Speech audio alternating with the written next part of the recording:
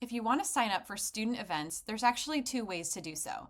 The first way is you're going to want to head to the upper right corner and select the drop-down menu.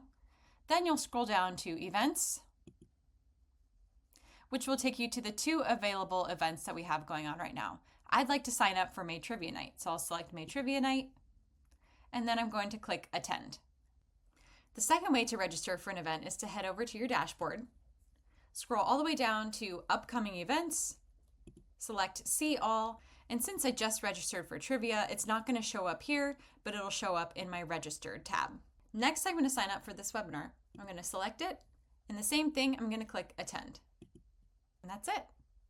Now that I've registered for both of the events, they're no longer visible on my dashboard. You can still find them in the drop-down under Events, or you can click on them from your calendar.